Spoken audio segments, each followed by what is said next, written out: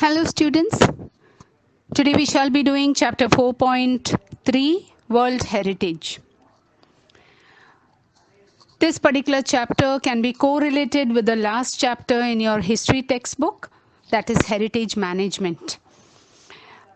Both these chapters are interrelated, that is in your history as well as English textbook. So let us club both these chapters and you will find a parallel between them and it will help in better understanding of this topic. First of all,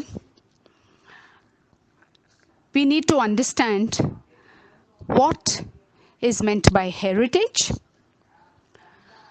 and we will be differentiating natural heritage from cultural heritage. And we will also be learning about UNESCO, the body that is responsible for preservation and conservation of World Heritage Sites. So what is meant by heritage? Heritage is the full range of our inherited traditions, monuments, objects, and culture. Most importantly, it is the range of contemporary activities, meanings, and behaviors that we draw from them. Now, heritage is a very comprehensive term. It includes much more than preserving, excavating, displaying, or restoring a collection of old things. It is something which is tangible as well as intangible. In the sense, when we speak of monuments, forts, artifacts, they are tangible. Intangible ones are songs, recipes, folk dances, oral traditions, and so on. Now, heritage should be the subject of active public reflection, debate, and discussion. Meaning we have to see, is it worth preserving? And why should we preserve our heritage sites? Now, a country's heritage is all the qualities, traditions, or features of life that have continued over many years and have been passed on from one generation to another. The Oxford English Dictionary defines heritage as property that is or may be inherited or an inheritance, valued things such as historic buildings that have been passed down from previous generations, and relating to things of historic or cultural value that are worthy of preservation. Kindly refer to page number 159 of your textbook. Let's learn about UNESCO. A World Heritage Site is a site determined by the United Nations Educational, Scientific and Cultural Organization, UNESCO, to have significant cultural or natural importance to humanity. So, whether the place is a World Heritage Site is determined by UNESCO. That is the body that is responsible for laying down the criteria for declaring a place in the world as World Heritage Site. Now, World Heritage Sites are sites that have significance as far as culture and nature is concerned. Now, when we speak of natural beauty, the mountains, the rivers, the various, you can say,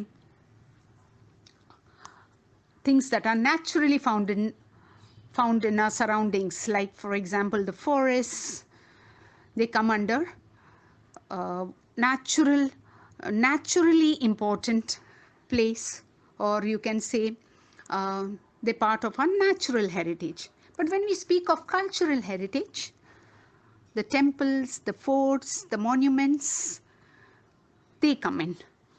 Now, as I can give you a few examples of natural heritage, like, for example, the Himalayan mountains, the Kars Plateau, and so on. When we speak of cultural heritage, the Sydney Opera House, Australia, the pyramids of Egypt, the Ajanta and Ellora caves, they are examples of cultural heritage.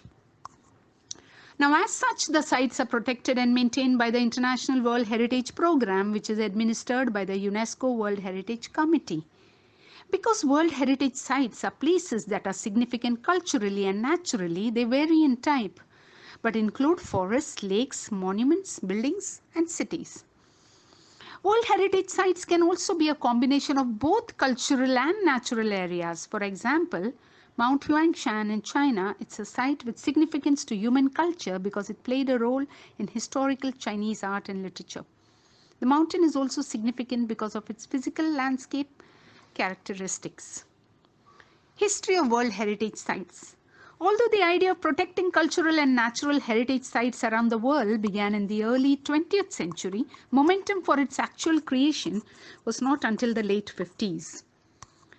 Now, the early 20th century saw the need to preserve cultural and natural heritage sites, and it gathered momentum, meaning it became a matter of paramount importance.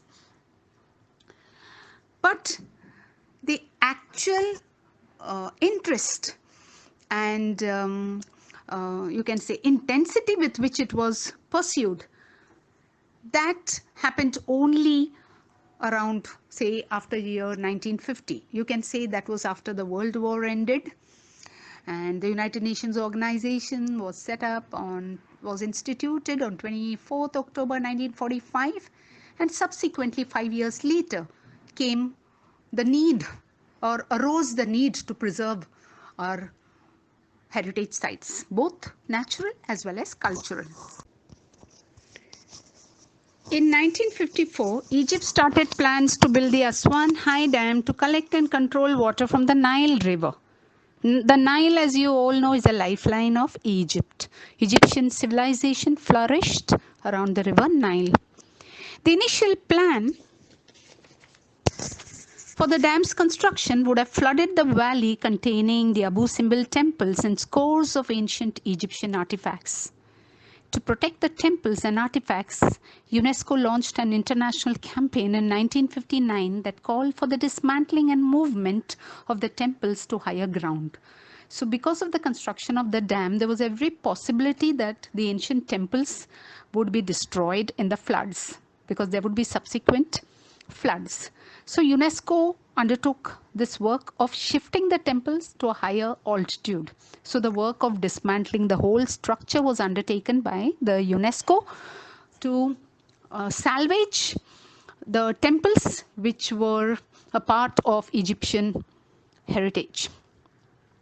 The project cost an estimated $80 million US, 40 million US dollars of which came from 50 different countries. We are talking about the member nations of the UN. Okay, so part payment was borne by the member nations of the UN, and part of it the country bore, that is Egypt itself. Okay. Because of the project's success, UNESCO and the International Council on Monuments and Sites initiated a draft convention to create an international organization responsible for protecting cultural heritage. So you can see from then on there was a need to set up a world body that would take charge of protecting and conserving world historical and heritage sites. So this idea, which was mooted by UNESCO, later on gained popularity. Shortly thereafter, in 1965, a White House conference in the United States called for a World Heritage Trust to protect historical cultural sites, as well as to protect the world's significant natural and scenic sites. Finally, in 1968, the International Union for Conservation of Nature developed similar goals and presented them at the United Nations Conference on Human Environment in Stockholm, Sweden in 1972. So you can see there was a world level convention that was formed, and an idea was initiated to protect the World Heritage Sites that are there in various countries of the world. It's page 160 that I'm reading. Following the presentation of these goals, the Convention concerning the protection of world cultural and natural heritage was adopted by UNESCO's General Conference on November 16, 1972. So you can see a World Heritage Trust was set up that would be in charge of the funding. So when a site requires upkeep and maintenance, a lot of funds are involved. So a trust was initiated, and after that, a World Heritage Committee was instituted. Today, the World Heritage Committee is the main group responsible for establishing which sites will be listed as a UNESCO World Heritage Site. The committee meets once a year and consists of representatives from 21 state parties that are elected for 6-year terms by the World Heritage Center's General Assembly. The state parties are then responsible for identifying and nominating new sites within their territory to be considered for inclusion on the World Heritage List. So the World Heritage Committee decides whether a particular place has to be considered as a UNESCO World Heritage Site or not. So there are certain criteria which has to be fulfilled. Only then that particular site will be deemed as a World Heritage Site. What are the steps involved in a place becoming a World Heritage Site? There are 5 steps in becoming a World Heritage Site. The first of which is for a country or state party to take an inventory of its significant cultural and natural sites. This is called the tentative list. And it is important because nominations to the World Heritage List will not be considered unless the nominated site was first included on the tentative list. Next, countries are then able to select sites from their tentative lists to be included on a nomination file. The third step is a review of the nomination file by 2 advisory bodies consisting of the International Council on Monuments and Sites and the World Conservation Union, who then make recommendations to the World Heritage Committee. The World Heritage Committee meets once a year to review these recommendations and decide which sites will be added to the World Heritage List. The last and final step in becoming a World Heritage Site is determining whether or not a nominated site meets at least one of 10 selection criteria. If the site meets those criteria, it can then be inscribed on the World Heritage List. Once a site goes through this process and is chosen, it remains the property of the country on whose territory it sits. But it also becomes considered within the international community. Now, what are the types of World Heritage Sites? I want you to look at page 161 of your textbook. As of 2009, there are 890 World Heritage Sites that are located in 148 countries. 689 of these sites are cultural and include places like the Sydney Opera House in Australia and the Historic Center of Vienna in Austria. 176 are natural and feature such locations as the US's Yellowstone, which is a national park, and Grand Canyon National Parks. 25 of the World Heritage Sites are considered mixed. That is a blend of both cultural as well as natural, which is Peru's Machu Picchu is one of these. Students, it must be remembered that Italy is the only country which has the largest, you can say the highest number of World Heritage Sites. So Italy has the highest number of World Heritage Sites, which stands at 44. India has 36 heritage sites. Out of that, 28 are cultural, 7 are natural, and 1 is mixed. So a total of 36 World Heritage Sites in India. The World Heritage Committee has divided the world's countries into 5 geographic zones, which include 1. Africa, 2. Arab states, 3. Asia Pacific, which includes Australia and Oceania, 4. Europe and North America, and 5th Latin America and the Caribbean. Kindly refer to page number 162. World Heritage Sites in danger. Are World Heritage Sites really in danger? Yes, they are. Most of them are suffering from neglect, and they are in dire need of conservation. Like many natural and historic cultural sites around the world, Many World Heritage Sites are in danger of being destroyed or lost due to war, poaching, natural disasters like earthquakes, uncontrolled urbanization, heavy tourist traffic, and environmental factors like air pollution and acid rain. So you can see, students, sometimes they are due to natural calamities like floods, and you can say heavy rains, earthquakes, tsunami, and so on. Sometimes due to man-made problems such as poaching, war, heavy tourist traffic, and air pollution and acid rain is also due to uh, man's exploitative and overuse of natural resources. So World Heritage Sites that are in danger are inscribed on a separate list of World Heritage Sites in danger, which allows the World Heritage Committee to allocate resources from the World Heritage Fund to that site. So there will be a separate list here marked as World Heritage Sites which are in danger, and from the World Heritage Fund, money will be allocated for its maintenance. And you can say to renovate it, or to reconstruct it, or even to, if it requires any kind of cosmetic work over it. In addition, different plans are put into place to protect or to restore the site.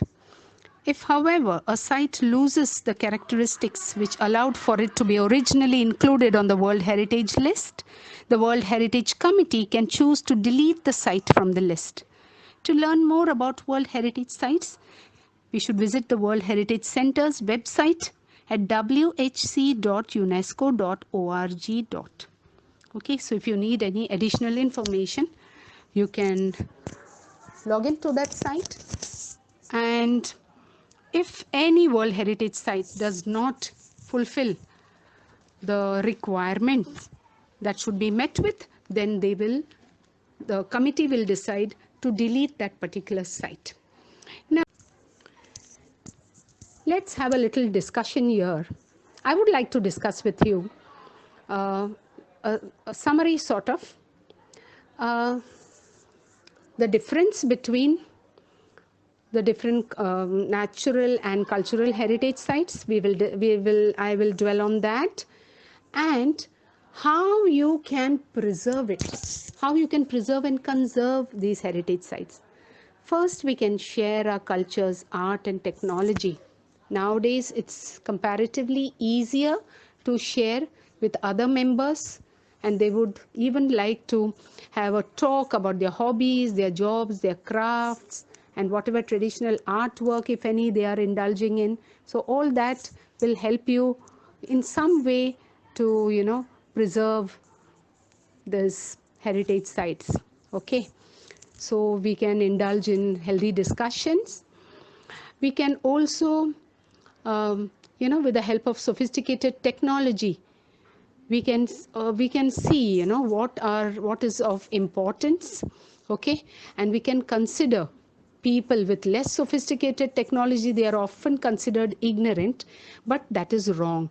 Culture actually does not pass through highly educated people, or you can say only with highly educated people who are conversant with sophisticated technology. Sophisticated technology does help, but sometimes culture also passes on through people who have been through various generations. A certain culture or a tradition has passed down the family. We can attend or organize major events like a cultural festival in small groups in your area. That is also a good way of promoting and preserving culture. Even family recipes. Some family recipes are traditional, especially during festivities. The traditional dishes prepared. So we can share that. We can use technology to share that on social media. And in this way, you can be a part of preservation of our culture. The fourth way is we can also spend time with other members of the community who are very keen. There'll be members who are very keen. Okay, so they would like to preserve and keep their culture alive. Simply through books and museums, visiting museums do not help. Sometimes even having conversations do help us. And lastly, we can learn about religious traditions, different communities, different people of different faith. Okay, whether you may not fully be involved in their religious practices, but you can partake, you can share, you can take part, and that also will throw good insights. So before I sum up, before I conclude, a quick recap, okay, on what is the difference between natural heritage and cultural heritage. Cultural heritage, there are three types: environments, pertaining to environment, that is buildings, townscapes, archaeological remains. It can also be natural environment, that is the rural landscapes, coasts, shorelines, agricultural heritage. What does natural heritage mean? Natural heritage refers to natural features, geographical and physiographical formations, and delineated areas that constitute the habitat of threatened species of animals. Here we are talking about the forests, we are talking about nature's flora and fauna, we are talking about the sanctuaries. So these play an important role in conserving natural beauty. Lastly, how can we preserve our heritage sites? We can preserve it in many ways. We can prevent ourselves and others from scribbling on the walls, defacing it, vandalizing it. We can participate in regular cleanliness drives. We also can be a part of Adopt a Heritage initiative. We can even conduct heritage walks. And we can also spread awareness about these monuments and their importance. Now, students, we are done with this chapter. Now, I'll be doing the second topic, that is information transfer.